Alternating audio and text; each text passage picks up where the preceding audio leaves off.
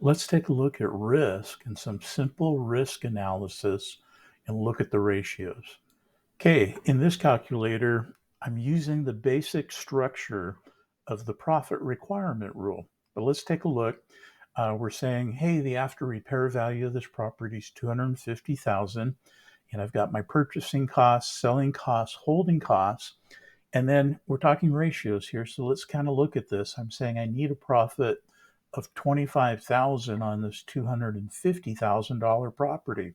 So I'm saying I need 10% profit associated with the after repair value. And just keep that number in mind.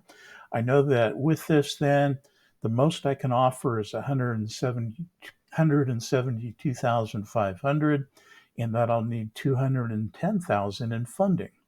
But here's where we start looking at risk. And this is just a simple graph here of what can happen. As I look at things, if I'm right here in the middle, this is where I'm saying, hey, I got the after repair value correct and I got the repair cost correct. And so I made that 25,000 that I was hoping for. But as I go left here, then I miss the ARV by 5%. I missed the ARV by 10%. I missed the ARV by 15%. Okay, so these are things that have gone wrong. The property's not worth as much as I had hoped for. Well, in this scenario, if I miss by 5%, then I'd still make 12,500. If I miss by 10% and did everything correct on my repair costs, then I break even. If I miss by 15%, then hey, I've, I've lost 12,500 on the deal. You can't do that too many times. On the more optimistic side, hey, what if I was too conservative? What if the after repair value was 5% higher? Then I've made 37, 10%, 50,000 and 62,500. And so what we start doing is looking at what happens if I miss either the after repair value or the repair costs over here on the left. And so up here in this tab, if my repairs are 15% higher than I thought, then that's going to bring my profits down. And if I save 15%, that's going to increase my profits.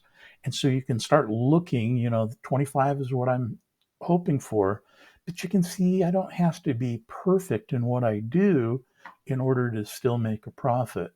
What happens if, hey, this property was just, it needed more in the ways of repairs, and my repair budget was more in the realm of, say, $50,000.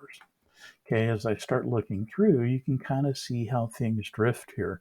And, I still have red here on the left-hand column, and I still got red on the top part of this ARV 10% column. Okay, what happens if I was going in and, I planned on making more money, and let's suppose, I bumped this up to 40,000. See how I shifted that column, and now, hey, this 10% column is all green, and I've only got a couple bad numbers here on the top left.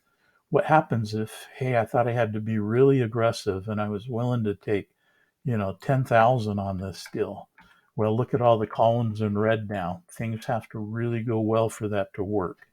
And so what I want you to do is kind of think through the risk and reward, see the importance of having great numbers, but kind of realize, even though you may do a deal and say, wow, 10,000, that's great, you got to have enough money in here that you can give up some profit if things go wrong and still have it be a profitable experience for you. Okay, so just kind of look around, see what you can do, and then see what things are selling for in your market. Make sure that, hey, this is positioned correctly. In any market, there's going to be volatility, but your ARV, if you're coming in correct, then a lot of times the repair budget, if I miss it by 15%, then that's not going to kill my deal. But ARV is what you'll find is what you need to focus on.